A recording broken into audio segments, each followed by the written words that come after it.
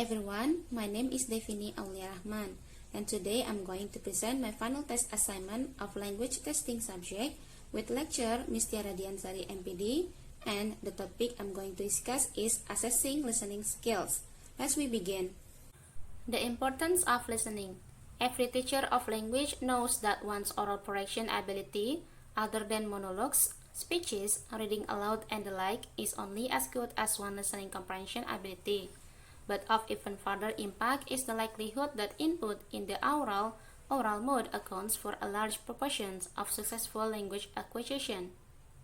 In a typical day, we do measurably more listening than speaking. Whether in the workplace, educational, or home context, oral comprehension far outstrips oral correction in the quantifiable terms of time, number of words, effort, and attention. We therefore need to pay close attention to listening as a mode of performance for assessment in the classroom. Types of listening. 1. Intensive. Listening for a perception of the components such as phonemes, words, intonation, discourse markers, etc. of a larger stretch of language. 2. Responsive.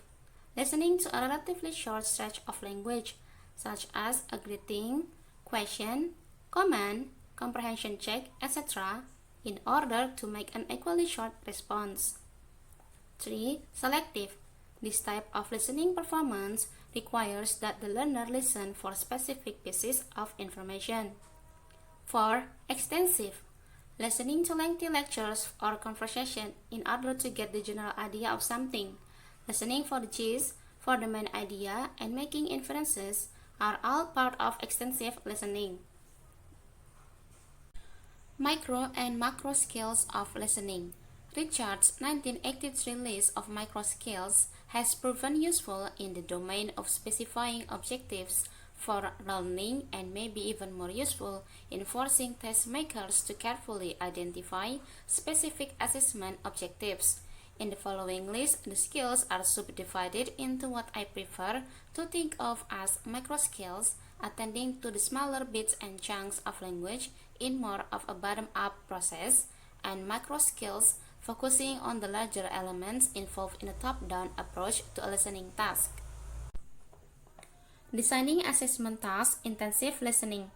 Once you have determined objectives, your next step is to design the task, including making decisions about how you will elicit performance and how you will expect the test taker to respond.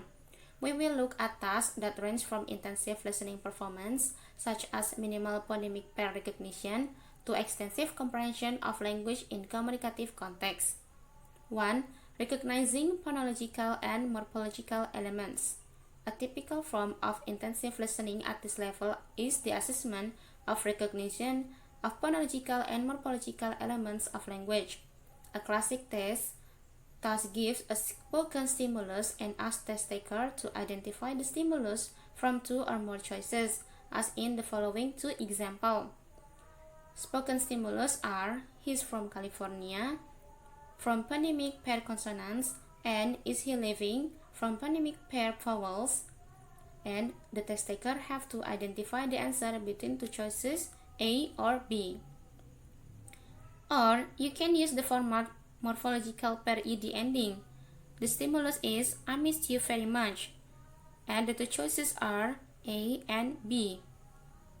2. Paraphrase recognition. The next step of listening comprehension micro skills is words, phrases, and sentences, which are frequently assessed by providing a stimulus sentence and asking the test taker to choose the correct paraphrase from a number of choices. The stimulus sentence is, "Hello, my name is Keiko. I come from Japan." And the test taker have to choose the correct paraphrase from A, B, C, or D choices. In the above item, the idiomatic come from is the phrase being tested.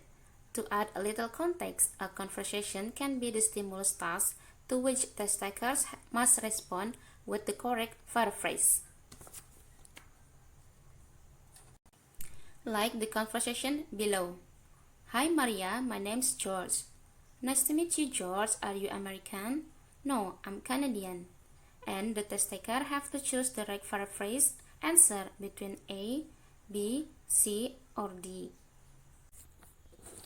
Designing assessment tasks, responsive listening. A question and answer format can provide some interactivity in this lower-end listening task. The test taker's response is the appropriate answer to a question. The objective of this item is recognition of the WH question, how much? How much time did you take to do your homework? And its appropriate response. The structures are chosen to represent common learner errors. A, in about an hour, responding to how much versus how much longer. C, about $10, confusing how much in reference to time versus the more frequent reference to money. D, yes I did, confusing a WH question with a yes or no question. None of the tasks so far discussed have to be framed in a multiple choice format. They can be offered in a more open-ended framework in which test takers write or speak the response. The item will then look like this. Open-ended response to a question. The question, how much time did you take to do your homework? And then the test taker have to write or speak their answer. If open-ended response format gain a small amount of authenticity and creativity, they of course suffer some in their practicality, as teachers must then read students' response and judge their appropriateness, which takes time. Designing assessment tasks, selective listening. A third type of listening performance is selective listening, in which the test takers listens to a limited quantity of oral input and must discern within it some specific information. A number of techniques have been used that require selective listening. 1. Listening close. Listening close tasks, sometimes called close dictation or partial dictation, require the test taker to listen to a story, monologue, or conversation and simultaneously read the written text in which selected words or phrases have been deleted. One potential weakness of listening close techniques is that they may simply become reading comprehension tasks. Test takers who are asked to listen to a story with periodic deletion in written version may not need to listen at all, yet may still be able to respond with the appropriate word or phrase. You can guard against this eventuality if the blanks are items with high information load that cannot be easily predicted simply by reading the passage. Listening close tasks should normally use an exact word method of scoring, in which you accept as a correct response only the actual word or phrase that was spoken and consider other appropriate words as incorrect. The example is like the task below. Test takers write the missing words or phrases in the blanks. 2. Information transfer. Selective listening can also be assessed through an information transfer technique in which orally processed information must be transferred to a visual representation, such as labeling a diagram, identifying an element in picture, completing a form, or showing routes on a map. At the lower end of the scale of linguistic complexity, simple picture-cued items are sometimes efficient rubrics for assessing certain selected information. Consider the following item.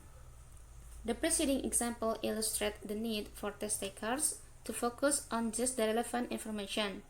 The objective of this task is to test prepositions and prepositional phrase of location at the bottom, on top of, around, along with larger or smaller.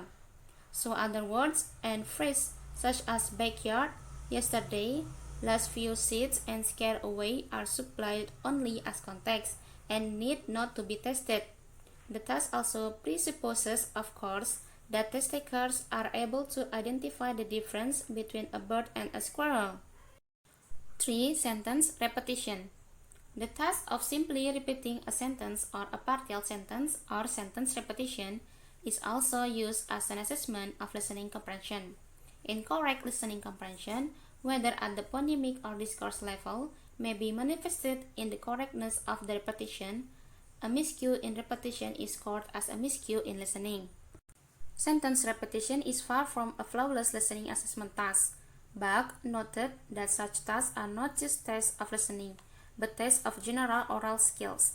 Further, these tasks may test only recognition of sounds, and it can easily be contaminated by a lack of short-term memory ability, thus invalidating it as an assessment of comprehension alone.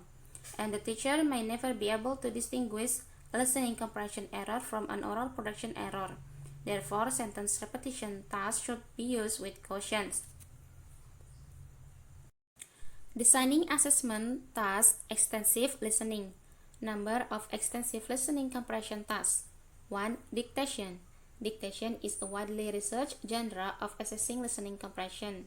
In a dictation test, test taker hear a passage, typically of 50 to 100 words, recited 3 times. First at normal speed, then with long pauses between phrases or natural word group, during which time test takers write down what they have just heard, and finally at normal speed once more so they can check their work and proofread. Here is a sample dictation at intermediate level of English. 2. Communicative stimulus response task. Another and more authentic example of extensive listening is found in a popular genre of assessment task in which the test taker is presented with a stimulus monologue or conversation and then is asked to respond to a set of comprehension. The example of the task is like on the side. Conclusions. Designing appropriate assessment tasks in listening begins with the specification of objectives that classified in terms of several types of listening performance. Once you have determined objectives, your next step is to design the task, including making decisions about how you will elicit performance and how you will expect the test taker to respond. Okay, that's all that I can explain about this topic. I hope this information is useful for you all. Thank you.